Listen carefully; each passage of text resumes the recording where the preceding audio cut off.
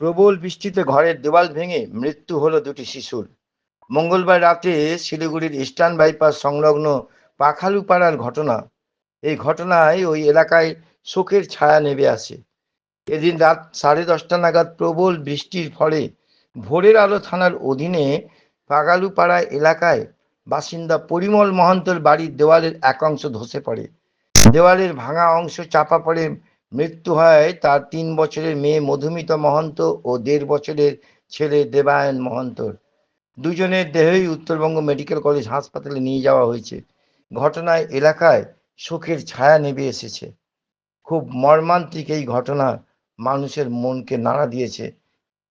Bureau report, বাংলার বার্তা news. তার মধ্যে ওদের 4 জন ছিল, 4 জনের মধ্যে মা বাবা ছিল আর 2টা বাচ্চা ছিল। একটার বয়স 3 আর একটার বয়স 1.5। দুজনেই কি কারণে হয়েছে? যেটা ওয়াল যেটা ছিল পাশের বাড়ি, যেটা ওয়াল, ওই ওয়ালটা মানে বৃষ্টির কারণে ধসে গেছিল। একদম পাশের বাড়ি ওই সময় বাচ্চাগুলো শুয়েছিল। আমার 2টা বাচ্চা ছিল, 2 ভাই বোনই ছিল, মা ছিল, বাবারা মনে কাজে গেছে, 2জনই ছিল। বাচ্চাদের বয়স কত? একটা মেয়েটার বয়স 3 বছর আর ছেলেটার বয়স 1.5 বছর। কি বলবেন, এত একটা মর্মান্তিক? খুব দুঃখজনক। আমি ছিলাম না, মোটামুটি কিছুক্ষণ আগে বাবা হয়ে গেছিলাম, কিছুক্ষণ আগে ঢুকলাম। খালি বাড়িতেও ড্রেসটা এখনো খুলিনি, খালি ঢুকলাম, একটু ফোন করলো, তাড়াহুড়ো করে আসলাম, দেখে খুব খারাপ লাগলো।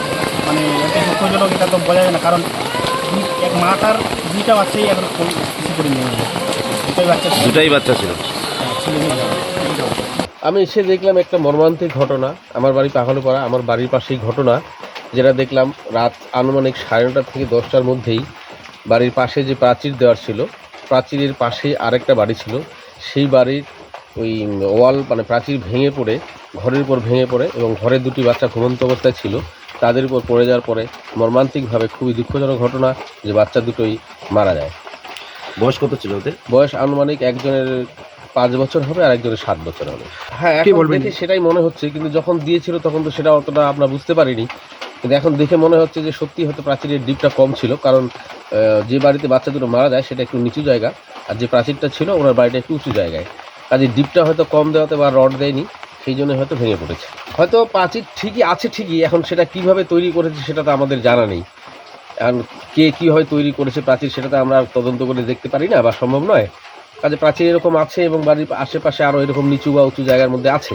এখন সেটা কিভাবে আছে সেটা আশা করি প্রশাসনিক যে আছে তারা তদন্ত করে দেখবেন, এবং আমাদের মাননীয় প্রধান বা উপপ্রধান মশাই আছেন, তারা একটু দেখলে ভালো হয়। বাড়িতে বাবা মা ছিল, কিন্তু বাড়ির পাশে ওদের রাস্তা ছিল, রাস্তায় একটু জল জমেছে, তো গার্জিয়ান বলছে একটু রাস্তায় জল জমেছে, তো জলটা একটু কেটে দিলে বাইরে থেকে বের হয়ে যাবে। তো ওরা উঠেছে জলটা কেটে দেওয়ার জন্য, ঠিক সেই মুহূর্তেই ওয়ালটা ভেঙে পড়ে। হয়তো ওরা বাড়িতে থাকলে আরও হয়তো বড় ধরনের অঘটন ঘটতে পারত। খালি শুয়েছি, পুরা জোরে বৃষ্টি হচ্ছে, এই ঘরে আসলাম জল ছেঁকার জন্য, এই ঘরে পুরা জল জমছে। আমি আর আমার বউ মিলে 2জনে উঠছি, ঘর থেকে বেরোবার সাথে সাথে ওই ঘরে একদম দরম করে পড়ে গেল, পুরা ওয়াল ভাঙে পড়ে গেল। আমার বাচ্চা একটাকে আমি দেখতে পারলাম না, 2টা বাচ্চাই আমার পরে ডালার ভিতরে ঢুকে আছে।